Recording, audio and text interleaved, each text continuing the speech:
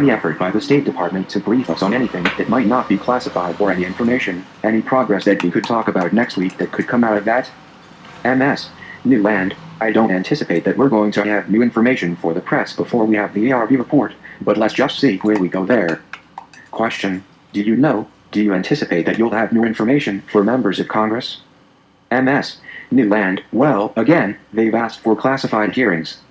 Question. I understood that. MS. Newland. Some of them have been. There are a lot of folks who have been out of town during the period that the Congress was out of session. These hearings and briefings were requested by them now that they're coming back into session, so I can't speak to what different members know and how much different members have followed. Question. Yeah, but, I mean, do you expect Pat Kennedy to get up there and say anything substantially different than what he's already said in public? MS. Newland. I can't speak to what might be spoken about in a classified session. I would guess, Matt, that it's also going to go to issues of intelligence, which we haven't been briefing. Question. And Pat is the person that's discussed issues of intelligence with them? MS.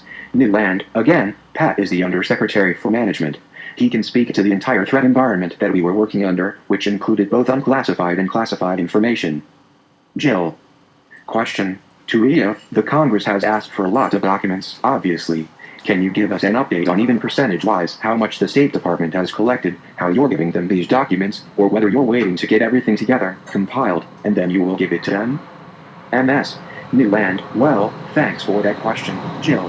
As you know, we've had requests for documents from a number of committees and from a number of staff and members. We have now made documents available to members of and staff on the House Oversight and Government Reform Committee, the Senate Homeland Security and Government Affairs Committee, the Senate Foreign Relations Committee. We have told all of these requesting committees and their staff that they can see these documents as many times as they'd like to see them, for as long as they'd like to see them.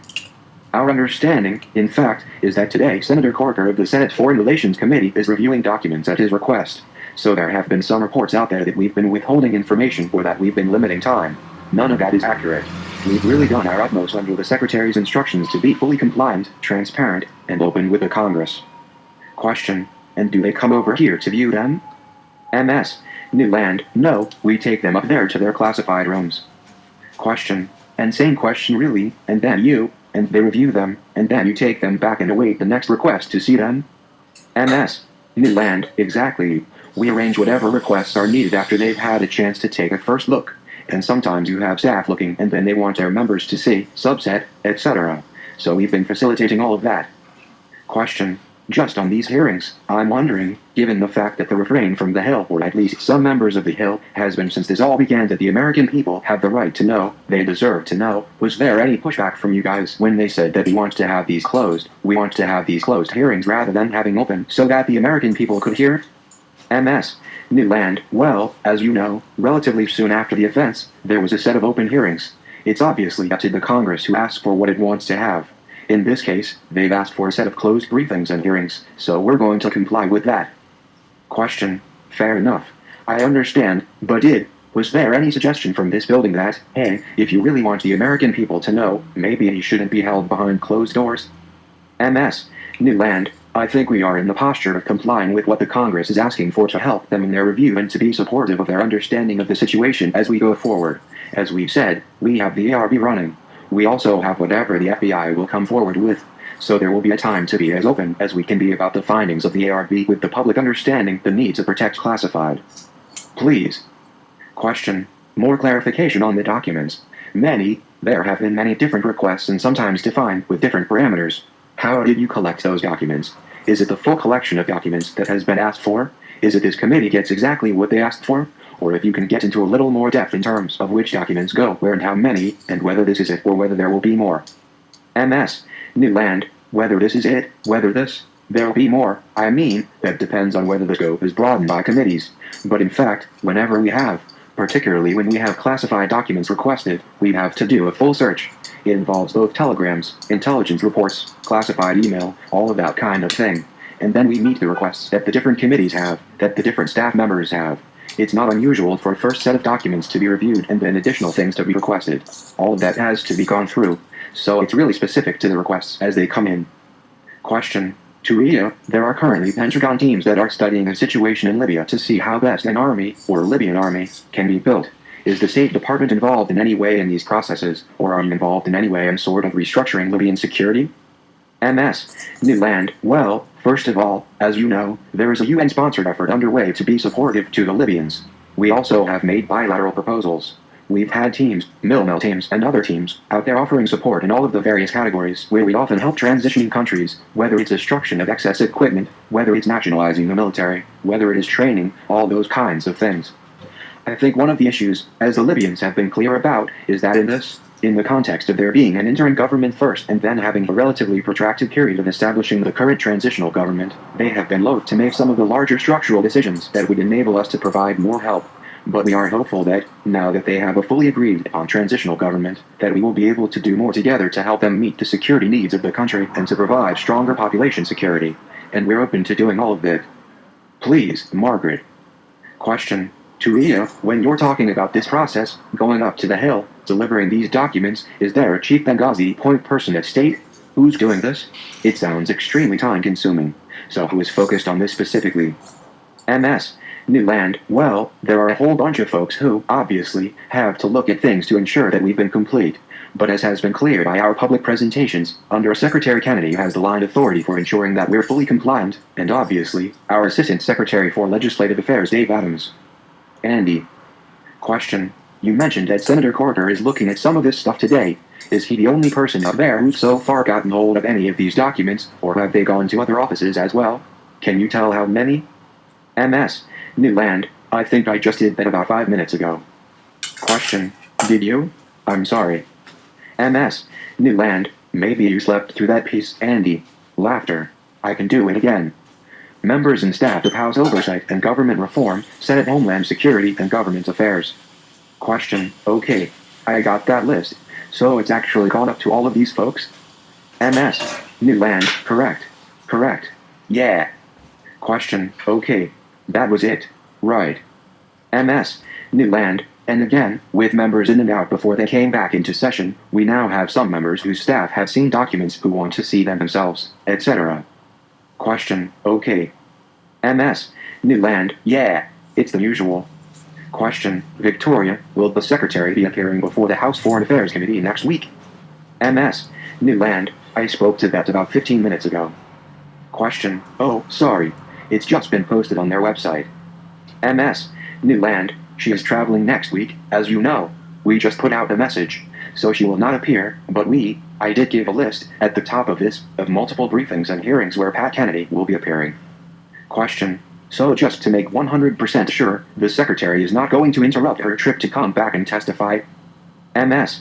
Newland. She has a commitment with the Secretary of Defense to the AUSMIN Ministerial. So. Question. And doesn't she also have a commitment with the President to go to certain other countries in the region? MS. Newland. She does. Was that the, okay. Sounds like the President's going to come out, so we can do the rest of this in gaggle format afterwards. Thanks. The briefing paused at 1:08 p.m. and resumed at 1:28 p.m. MS. Newland. Here we go. Friday briefing, round 2. Alright, where were we, guys? Question. Inaudible. Fiscal cliff and the President's plan to avert going over it. Are we done with Libya? MS. Newland. I think we are. Let's keep moving on. Question. Can we go to Iran or, more specifically, Austria? The IAEA says that it's going to have talks with the Iranians on the 13th. What do you see, if anything, as coming out of this? Is this a sign of possible moderation, possible progress? MS. Newland. We've seen these same reports that Iran and the IAEA are going to go back to the table in December. As you know, the IAEA Board of Governors passed a resolution in September, which called on Iran to conclude a structural approach for resolving their outstanding concerns with the IAEA. They had a couple of rounds. They did not have success. So we will see how this round goes. In the past, Iran has been unwilling to do what it needs to do, despite the best efforts of the IAEA. But we commend the IAEA for keeping at it, and we call on Iran to do what it needs to do to meet the international community's concerns. Question. And does this have any bearing on any potential future P-5+1 meeting? MS. Newland. Well, obviously, these two things have been pursued in parallel. We want to see Iran comply with the demands of the IAEA. We also want to see them be more forthcoming and more engaged in the P-5+1 process, so we these moving very much in parallel. Question. Right. But I mean in terms of a meeting of the P-5+1. MS. Newland. No. Question. Do you expect one before, after, at the same time? Not necessarily with Iran at the table, but just to, kind of a strategy session? MS. Newland, I think we're still looking at that. What Lady Ashton has said is that her next step, and P-5+1 agrees with this, is that she'll have a phone call with Mr. Jalili following up on the call that her deputy had a couple of weeks ago, and then we'll see from there. But traditionally, we have coordinated in the P-5+1 before seeing the Iranians at one level or another, but I don't have anything to announce today, Matt. Question. Are there any secret talks ongoing directly between the United States and Iran? MS. Newland, no. Question. Yes. Laughter. MS. Newland, for the record, without Matt over me, no, there are no secret talks. Question. There are absolutely no talks, directly or indirectly, going on with Iran? MS. Newland, there are no secret talks. What you see is what you get. Question. Can we move to Syria? Question. Oh, wait. Hold on. What do you mean, what you see is what you get? MS. Newland, meaning? Question. Because we don't see nothing, we see nothing, that we get nothing? MS. Newland, you have all seen when the P-5+1 has sat down with Iran, and I've got nothing else to share with you. Question. Well, that means that you have nothing else to share with us. That doesn't necessarily mean there are no secret talks going on. MS. Newland, I am. Question. What you are saying, that all of these, or that the several reports with dubious sourcing are incorrect. MS. Newland, correct. Correct, they are incorrect. Question. Valerie Jarrett is not running around on the president's behalf, negotiating with the Iranians in Bahrain. Is that what you mean? MS. Newland, as my colleague Tommy Vietor has already confirmed, these reports are ridiculous. There are no Valerie Jarrett talks. Question. Are there? Question. She has no role in the negotiations with the Iranians? MS. Newland, correct. She has no role. Question. Not even inaudible? Question. Aha. Wait a second. She has no role in the direct talks with the Iranians. And you said, no, laughter, but that suggests there are direct talks with Iranians going on. She just isn't part of them. MS. Newland, okay, guys. I think we've done this one. Margaret. Question. Can you give us a readout on the diplomatic response to the event that was reported out by the Pentagon yesterday in regard to the attack on the U.S. drone by Iranian forces? MS. Newland, well, as you know, our colleagues in the Pentagon yesterday briefed about the shot against the drone. As they said, we have raised this with the Iranians through our regular channels to them. I don't have any response to report to you today. Question. So that would be the Swiss? MS. Newland, yes. Please. Question. And that, sorry, that would have been in Tehran, or that would have been in Bern? MS. Newland, my understanding is that it's the Swiss mission in Tehran that usually makes the representations on our behalf. All right, moving on. Question. Can we move to Syria? MS. Newland, yeah. Question. Do you have a readout of the talks in Doha and whether it looks like the SNC is ready to compromise in terms of a final group? MS. Newland, well, as we've been saying all week, the initial part of this week was SNC talking to itself. Question. Right. MS. Newland, the talks actually didn't begin today until just a couple of hours ago because it's Friday, the traditional day of prayer out in that part of the world.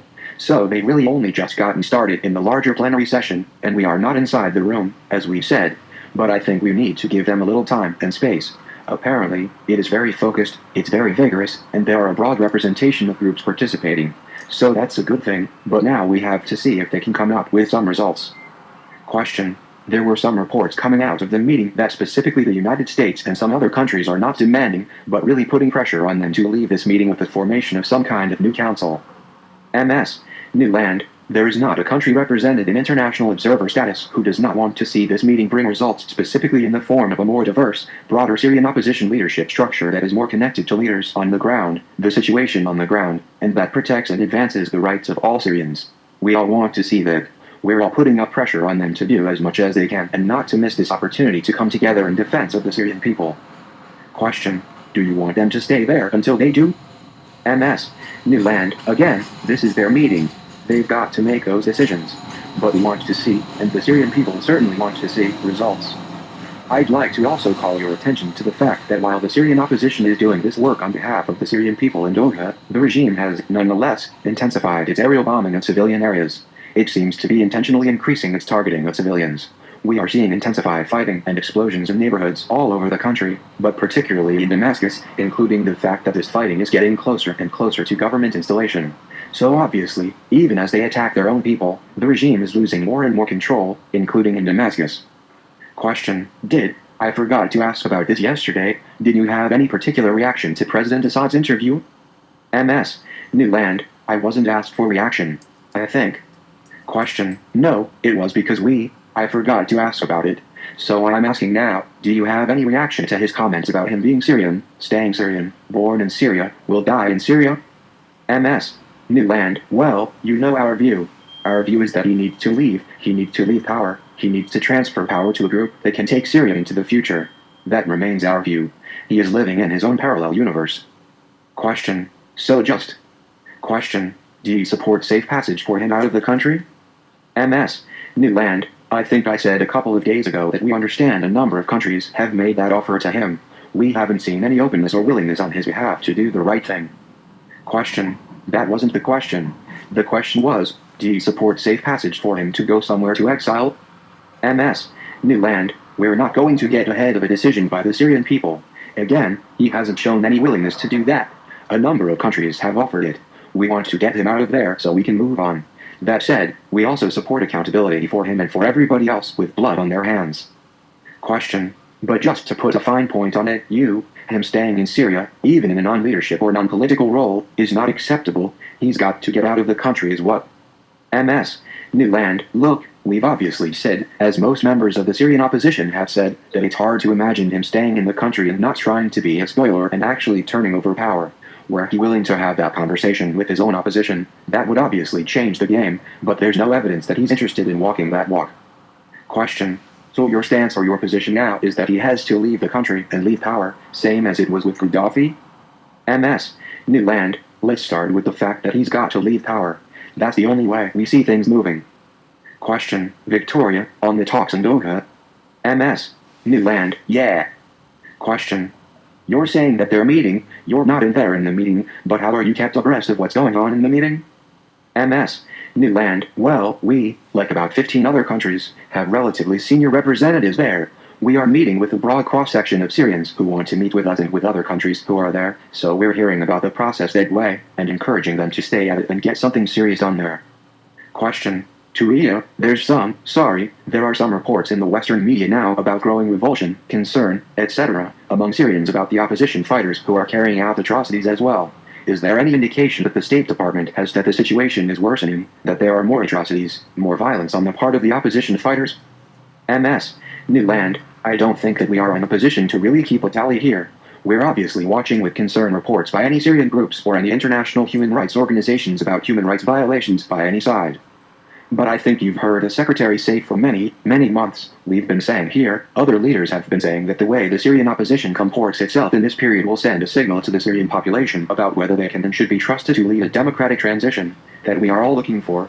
First and foremost, the Syrian people are looking for respect for international human rights standards, for respect for the rules of war, Geneva Conventions, etc., and the treatment of prisoners, that all eyes are on them. And if they want the Syrian population in all of its colors to trust them and trust that a future without Assad is going to be better, then they need to demonstrate that in the way they comport themselves now and the way they lead into the future. Question: On the humanitarian side of the things, the State Department put out a statement saying that the United States has increased its humanitarian aid by $34 million today at a meeting in Geneva, and this coincided with the UN Office for Coordination of Humanitarian Affairs saying that they think by next year, we could have 4 million people in need of humanitarian aid within Syria. I just wondered what the United States' assessment is about this growing humanitarian crisis, particularly with the approach of winter now and these refugees in camps along the borders in various countries. MS. Newland. Well, first, to confirm what we put out in our statement that at the monthly humanitarian meeting in Geneva today, the U.S. did announce that our humanitarian contribution to Syrians is being increased by some $34 million, bringing our total up to $165 million. That 16.7 of this is going to UNHCR for winterization support in Jordan, in Libya, 1, in Turkey, 3 million for UNICEF priority needs outside of Syria, 323 for UN food program support in neighboring countries as well, and 6 million for UNICEF inside Syria for health, for relief supplies, 2 million for the World Food Program for logistics and relief supplies inside Syria, and 5.7 million to NGO partners for health, logistics, relief, protection, shelter, and settlements also inside Syria. We are gravely concerned with the onset of winter that we need to provide winterization support not only inside Syria, but also in these neighboring countries as the weather gets cold. The numbers are very concerning, very disturbing, and they don't actually capture the totality of displaced Syrians because you also have huge numbers of Syrians displaced inside the country but also living with relatives and not taking advantage of formal relief in Turkey, in Lebanon, in Jordan, in other neighboring states. So again, this is what Assad has wrought on his country. Question: are you satisfied that your partners are also taking a sort of aggressive enough stance on the humanitarian side? Are they keeping pace with your increase in donations, or do you think that more can be done by others as well? MS. Newland, I actually don't have a final result out of the UN meetings today in Geneva. As you know, the UN appeal overall was less than half filled before this meeting, so I just don't have a full picture of how other countries stepped up. But it is something that we work very hard to coordinate on and to encourage countries to meet the UN's needs. Question: can you confirm that the number of refugees is 400,000 Syrian refugees? MS. Newland is. Question: the figures that are suggesting the number of Syrian refugees has reached 400,000. MS. Newland, that the total number has reached 400,000? Question: right. MS. Newland, I'm going to take that. I don't know what our guesstimate is at the moment. Question, and a quick follow-up. MS. Newland, there are now upwards of 170,000 Syrians in Turkey, 118,000 in Turkish camps. UNHCR's estimate, this is their estimate, and they're in a better position to estimate than we are, is that the total number of Syrian refugees is approximately 408,000 now. Question: does that include displaced persons inside the country? MS. Newland, this is refugees. Question: refugees. MS. Newland, so it's people who have fled Syria. Please. Question: just a quick follow-up on Jill's question? MS. Newland, Question: it is said that there are something like 300 million groups in Syria fighting the regime, many of whom are not represented in the opposition that is meeting in Doha. Are you suggesting anything to the opposition to bring them under control? MS. Newland, well, this is part and parcel of why we want to see a strong, unified, diverse political opposition that's well connected to the ground, because when the political opposition has its act together, it's in a position to speak to and for and with the Syrian people and those fighting on their behalf about not only the appropriate manner in which to conduct themselves but about the future. So it's hard to imagine you can have a political conversation with fighters unless you're unified as a political entity. Please. Question: what else are you expecting from this broadening of the opposition structure? MS. Newland, well, we've talked about this a number of times. I can repeat it again today. But internally, we want to see a more unified, more diverse, more geographically representative group that is connected to what's going on the ground, not only so that they can provide that political cohesion inside the country, but so that they can attract those Syrians who are still on the fence to trust that a Syria without Assad is going to be better, those who are still on the fence and peel off more defections from the Assad regime. So that's one thing. The second piece of this is to provide better political cohesion in terms of the way areas that are now liberated from the regime are managing the transition and preparing for a better day, that they're meeting the needs of citizens, that they're doing it in a way that reflects the Syria we want to see, not the Syria of the past. And then the third piece is the international piece that we've talked about, that we want to see a strong, unified opposition that can be persuasive in terms of a future set of leaders for the country, to those countries like Russia, China, etc., who are on the fence about breaking with Assad, and who can also work with all of us to help us better direct the assistance that we're providing to the places where it's most needed.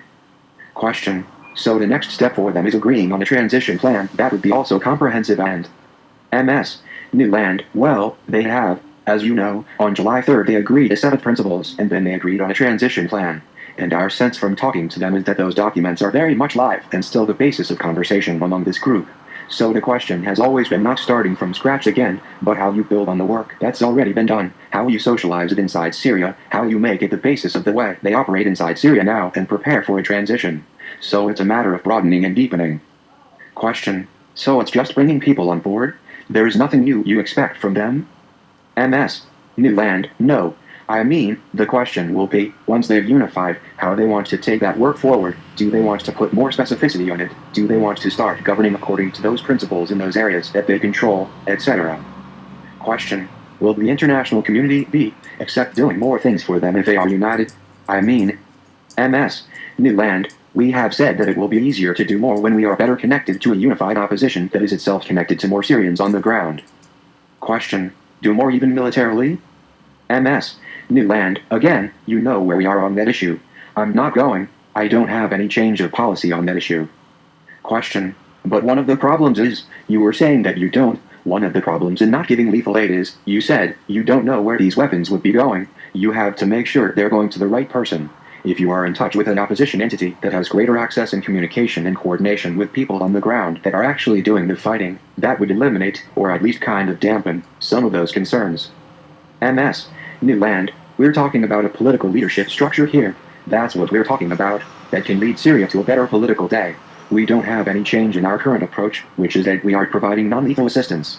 We want to make sure that the non-lethal assistance we provide, including in things like communications, which help the opposition to resist and coordinate among itself in defense of the people, are going to the right people and are going where it's most needed. So among the things that can be better directed if we have a more unified opposition is all of that, the assistance that we are already providing. Please. Question. Do you see today the possibility of a political solution in Syria? Today. MS. New Land. Again a more unified opposition makes it more likely, in our view. Please. Question. Victoria, do you have an update about military defections from Syria? There's a report today that more than 25 officers defected to Turkey. MS. New Land. We've seen those same reports that some 71 Syrian soldiers, including 2 generals and 11 colonels, have defected to Turkey. We are not able at this point to confirm those, but they would be in keeping with a steady stream of defections, losses in territorial terms, losses in materiel terms, that we're seeing the regime forces suffer. Question. Thank you. MS. New Land, please. Question. Can I change the subject? MS. New Land, yeah. Question. India. MS.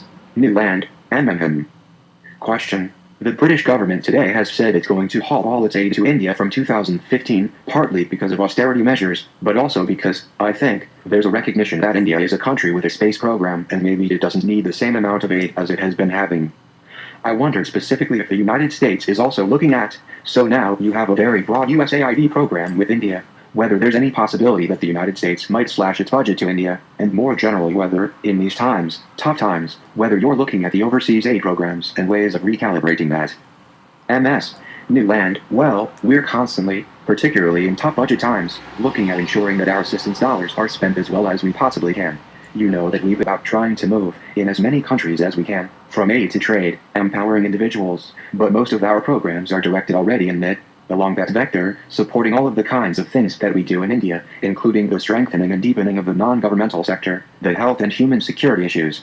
But I don't have any change in our India assistance to announce today, but obviously in every budget cycle, we look at all the priorities across the planet, and we have to make tough decisions in consultations with those governments in terms of what's effective. Question. Inaudible. Want to remind us again what percent is foreign aid? MS. New Land. Less than 1%. Question. Oh, wow. MS. New Land. Thank you, Matt.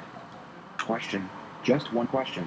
Last night, the Secretary said that the State Department and Defense had sent out teams around the world to different posts, embassies, to assess the security situation and, obviously, try to improve it if necessary.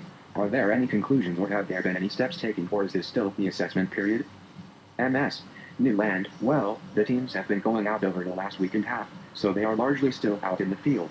Just to say a little bit more, these are joint state GOD teams to review the security environment at a number of our high-threat posts. They're going to visit more than a dozen posts in regions around the world. I would say, though, that obviously, as we always do, this is not an exhaustive list of what we all do. Yeah. We review our security at every single post around the world on a daily, weekly basis, and we're going to continue to do that. Question.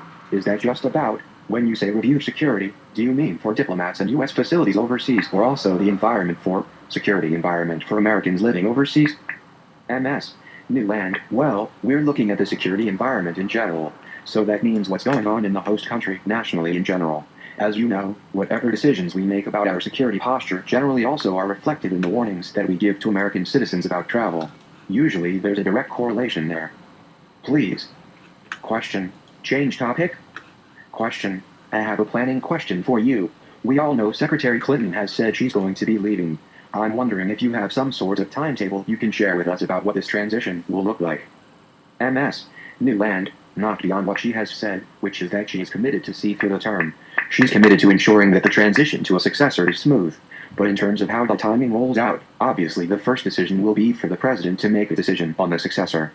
Then that person would have to be confirmed and all that stuff. Question. But just to put a fine point on it, and a lot of people are saying, oh, she agreed to stay to the end of the month. She said once a new secretary takes office and is confirmed, she intends to leave. Is that MS? New land, well, you only have one secretary at a time, so. Question, well, no, I understand, but she's going to wait until a new secretary is confirmed and ready to be seated before she leaves. Is that right? MS, new land, look, I can't give you an hour or a date, but she has. Oh, what she hi, I has have a said, which is prescription that on she's committed file to and I staying could to the end only of the term, fill that is a portion January, of that it she's to committed try to it seeing out. a smooth Is it transition. possible to look So that I'm up not or going to order give some you more? the hour so that you can all start learning how to Mary work. Ng, last name is Situation. E-N-G. Transition. We obviously be as transparent as we can. Question. You would expect that to be after the inaugural then? Yeah, MS. New land. Metaxalone. Traditionally, that is the way it has gone. But because it's usually the newly seated In a Senate way, that it's wants so to confirm the expensive. newly I thought appointed maybe. secretary, but I think Well, I we thought don't of know anything yet fulfilling the until the whole thing, president but makes his decision and yeah, reveals I them think there I with the should Congress. fulfill the rest of the pills. Please. Can I get a balance Question. on what it's going to be Change with my topics to the Oregon Health? Palestinian issue? MS. New I think land. the Oregon Please. Health card brought Question. it down a Today, a little bit Palestinian because I was spokesman said originally that they are quoted going to the 35 United and it went Nations down on to the 29th 27 of this month to seek a statement of observer for status. only 5 The day pills. happens to mark the International Day in solidarity with the Palestinian people. That's the 29th of November. Do you have any comment on that? MS. New land. I'm going to make a comment that you've heard me make many, many times before. Say, action of this kind is not going to take them any closer to having what they really want and need, which is a functioning, independent state living at peace with Israel. Question. Have you taken any measures or have you spoken to them to dissuade them from the MS? New land. We speak to them constantly about this. We've been making this case for a long time and will continue to do so. Please. Question. On Mexico? MS. New land. Yeah. Question. Today, the Mexican authorities have charged 14 police officers with the shooting in August of 2 U.S. government employees who were wounded in the attack. I just wondered if you have heard that they've been charged, whether this is likely to change anything with your cooperation with the Mexican authorities. MS. New land. I hadn't heard that the charging had actually happened. If we have any particular comment on that, we'll get back to you, Joe. But I think you know that we work very hard on both sides of the border when these incidents happen to be prompt and quick in judicial proceedings and being transparent with each other and to try to correct any issues that we have along the border. Question. So you don't foresee any changes in cooperation between the two sides on MS? New land? No. In general, we continue to enjoy excellent cooperation and we work very hard at it, so. Question. There were reports initially that these two guys were CIA employees. Can you confirm this? MS. New land. I'm obviously not going to speak to intelligence. I don't have anything for you on it one way or the other. But if we have anything to share, we will. Alright? Thanks everybody. The briefing was concluded at 1:56 p.m. Um,